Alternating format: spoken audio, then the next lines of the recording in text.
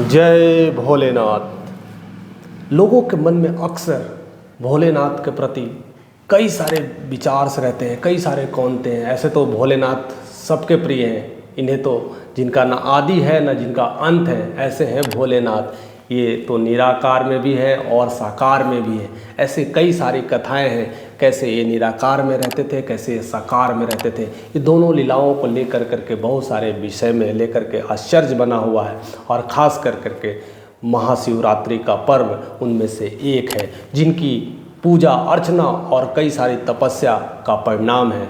ऐसा कहा जाता है कि महाशिवरात्रि का पर्व को लोग सदियों से इंतज़ार करते हैं और वर्षों से इंतज़ार करने के बाद वह एक दिन का सौगात मिलता है, जिसमें भगवान शिव लिंग में पूरी तरह से स्थापित हो जाते हैं और जो लोग उनकी पूजा अर्चना करते हैं उनकी सारी चीज़ें मनोकामना पूरी होती है। आइए जानने की कोशिश करते हैं कि महाशिवरात्रि का पर्व के पीछे क्या रहस्य है, क्या है भोलेनाथ का अस्तित्व, कैसे भोलेनाथ की उत्पत्ति हुई है, क्या सारी चीज़ें हैं। भगवत पुराण और भी जितने जितने ग्रंथों हैं उसमें क्या क्या चीज़ें कहते हैं। इवन महाशिव पुराण में भी बहुत सारी जो बातें की गई है। आज सारी चीज़ों का हम खुलासा करने की कोशिश करेंगे, सारी तथ्य को लाने की कोशिश करेंगे और सारी बातों को आप तक हम पहुंचाने की कोशिश करेंगे। तो ऐसे ही हमारे साथ बने रहिए और सारे रहस्य को, चीज़ों को समझने की कोशिश करें।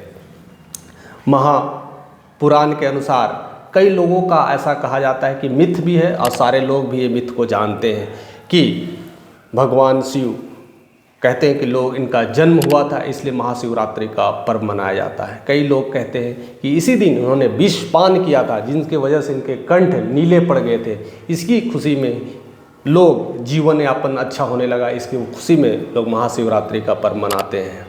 तीसरी जो बात है, इस दिन ही कहा जाता है कि माता पार्वती और शिव का विवाह हुआ था, यानी शक्ति और शिव दोनों मिल गए थे, इसलिए महाशक्ति का निर्माण हुआ था। और उसी दिन अर्धनारीश्वर के रूप में नया अवतार हुआ था। तो देखिए क्या क्या चीज़ें छुपी है, क्या क्या रहस्य छुपा है और क्या क्या बातें हैं। कई लोग तो कहते हैं कि जिस तरह से भगवान भोलेनाथ तपस्या में लीन रहते थे, कैलाश पर्वत पर किसी से कोई लेना देना नहीं, जहाँ तक हो तो तपस्या करते रहते थे। लेकिन जैसे इनका विवाह हुआ तो एक वनवासी लाइफ एक गृहस्थ लाइफ में बदलने लगा। तो इस दिन भी एक सेलिब्रेशन का दिन मनाया जाता है। ऐसे बहुत सारे जो आश्चर्य वाली बातें, बहुत सारी जो घटनाएं, चीज़ों को समझने की कोशिश करते हैं। ऐसे तो शिवरात्रि तो साल में 12 और 13 आ ही जाते, महीने में एक बार आते ही आते हैं। और ऐसा कहा जाता है कि प्रत्येक मास के कृष्ण पक्ष के चतुर्दशी को मनाया जाता है। लेकिन जो फाल्गुन का दिन होता है वह साल में एक बार आता है, उसी दिन महाशिवरात्रि का पर्व मनाया जाता है। अब आते हैं कि महापुराण के अनुसार क्या क्या चीज़ें कही गई है और क्या है उसमें। बहुत सारे जो शौनक ऋषि हैं वो सूत जी से पूछते हैं, कहते हैं कि आखिर भगवान शिव की उत्पत्ति कैसे हुई, क्या है कारण। तो सूत जी बताते हैं, कहते थे ये निराकार है, इनका कोई आकार नहीं है, इसीलिए इसे शिवलिंग के रूप में देखा गया है। शिवलिंग का कोई भी आकार और क्लियरिटी नहीं होती है। और दूसरा चीज़ है इनका साकार रूप, यानी इनकी पूरी तरह से प्रतिमा है, यानी दोनों चीज़ें हैं, साकार और निराकार का जो मेल है यह सिर्फ और सिर्फ भगवान शिव में देखा गया है, इसलिए इसे बृहन अवतार भी कहते हैं। बाकी सारे देव देवताओं में सब सारे चीज़ें नहीं मिलती है, केवल और सिर्फ भगवान शिव में ही ये मिलता है। और भी आगे बताते हैं, कहते हैं सूत जी कहते हैं कि ऐसे तो कहते हैं ना ब्रह्मा का उत्पत्ति की भी बात की गई है और हमारे जो पालन करता है विष्णु जी की बात की गई है। लेकिन सही मामले में देखा जाए तो कृष्ण भी विष्णु के अवतार हैं। लेकिन ये सब बहुत सारी चीज़ें अवतारों की बात की गई है, कौन कहाँ कहाँ से प्रकट हुए हैं। अगर देखा जाए सब भगवानों का रूप में अगर देखा जाए तो ब्रह्मा विष्णु महेश यही मेन अवतार होते हैं और यही चीज़ें को लेकर करके पूरी सृष्टि बनी हुई है। इनके पीछे के भी शिव पुराण में बहुत सारी चीज़ों को, तथ्य को रखा गया है। उनमें सबसे बड़ा जो तथ्य है जो उसे बताया गया है कि परब्रह्म से ही भगवान विष्णु और भगवान शिव और ब्रह्मा की उत्पत्ति हुई है, यानी तीनों की उत्पत्ति हुई है। अब आते हैं बात कि ब्रह्मा जी का क्या कार्य है। ब्रह्मा जी का कार्य है कि सृष्टि को रचने का कार्य करते हैं, लेकिन वही विष्णु जी सृष्टि का पालन देख रेख करते हैं। और शिव जो है ये कहते हैं सृष्टि के संरक्षक कहते हैं और संहारक भी कहलाते हैं। जब जब कोई भी समस्या आती है तो तांडव करते हैं और पूरी तरह से सृष्टि को विनाश भी कर देते हैं। तो तीनों का सम्मेलन ही कहते हैं ना पूरी सृष्टि की नियति पे निर्भर करता है, ब्रह्म पे निर्भर करता है। लेकिन कई सारी जो पौराणिक कथाएं, मैं बार बार कहता हूँ कि पौराणिक कथाएं में बहुत सारे तथ्य को रखा गया है। उसमें से कहा गया है कि भगवान विष्णु के उदर से यानी पेट से कमल सहित ब्रह्मा का उत्पत्ति हुआ और ब्रह्मा के मुकुटी का मतलब होता है उनके माथे, मध्य भाग के माथे से ही रुद्र अवतार के रूप में शिव की उत्पत्ति हुई है। तो ऐसे बहुत सारे जो कथाएं हैं, लेकिन ओवरऑल अगर बात किया जाए जिसमें हम पूरी तरह से कई सारे ग्रंथों के हिसाब से देखा जाए तो इनकी उत्पत्ति कहते हैं न पर ब्रह्म यानी अनंत रूप से हुआ है। दूसरी सबसे बड़ी बात आती है कि ये सारी चीज़ें तो चल रही थी, तीनों सारी चीज़ें थी, मैंने ब्रह्मा विष्णु महेश तो सारे चीज़ थे।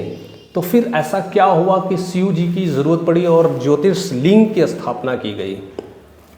एक समय की बात है कि विष्णु और ब्रह्मा में किसी भी बात को लेकर के विवाद हो गया और दोनों आपस में किसी चीज़ को लेकर के झगड़ गए और उनकी इस विवाद को लेकर के पूरी देवताओं में खलबली मच गई कि अब सारे दोनों, एक तो पालन करता है, एक सृष्टि के रचयिता है, अब दोनों झगड़ जाए तो पूरी सृष्टि तबाह हो जाएगी।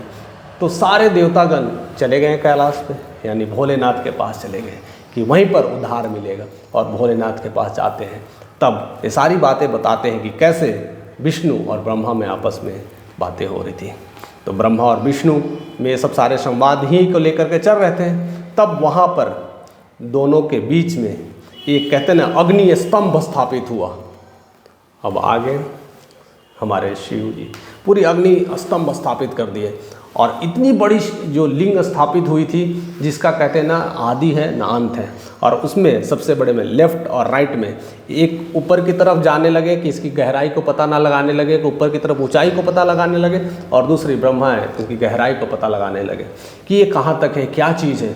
दोनों एक ऊपर एक नीचे, लेकिन कोई ना आदि मिला ना अंत मिला।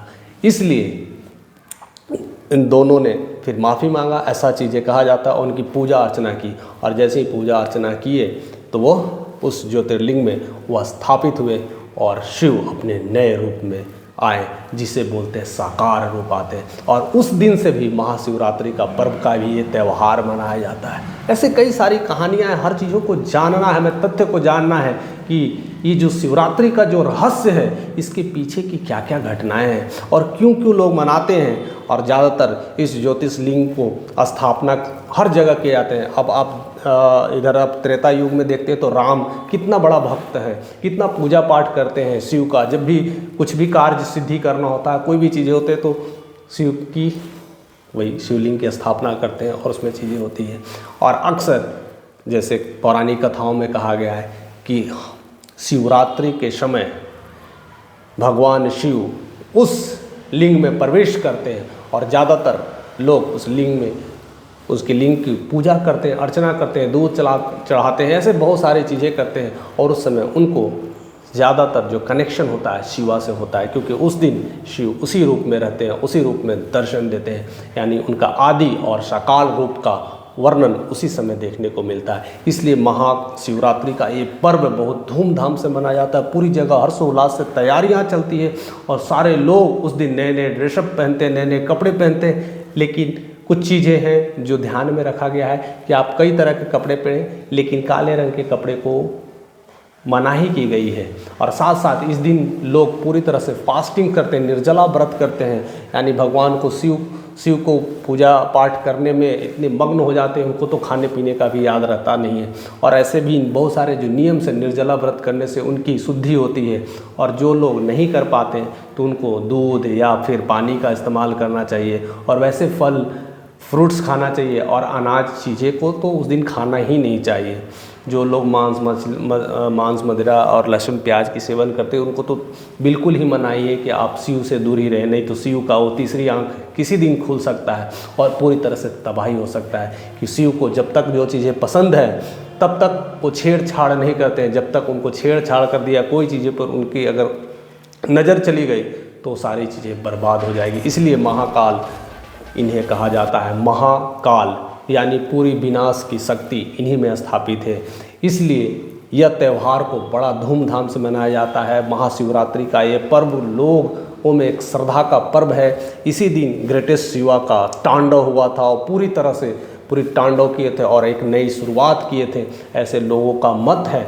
और इसलिए लोग पूरी धूमधाम से उनकी पूजा अर्चना करते हैं, नृत्य करते हैं, डांस करते हैं, उनमें विभोर हो जाते हैं। ऐसे ही शिवा का यह पर्व बहुत धूमधाम से मनाया जाता है, जो आज बहुत जल्द ही फाल्गुन महीने हम लोग का शुरू हो गया है और बहुत जल्द ही यह महाशिवरात्रि का पर्व आने वाला है। उसके लिए आपका तहे दिल से शुक्रिया। और उस चीज़ों का इंतज़ार में, उस चीज़ों को पता नहीं क्या क्या चीज़ें आप लोग तैयारियां कर रहे होंगे, बहुत सारे चीज़ करने की कोशिश कर रहे हैं, तो तमाम चीज़ों को ध्यान में रखते हुए उनके साथ तपस्या करें, उनके साथ लीन हो जाएं और भोलेनाथ को ऐसे ही याद करते रहें। तो हमारे साथ ऐसे ही बने रहने के लिए, इस तरह का रोमांचक और भी कहानियाँ सुनने के लिए, वीडियोस देखने के लिए हमारे चैनल पे बने रहें और इस तरह से प्यार देने के लिए आपका तहे दिल से शुक्रिया। So thank you for watching this video.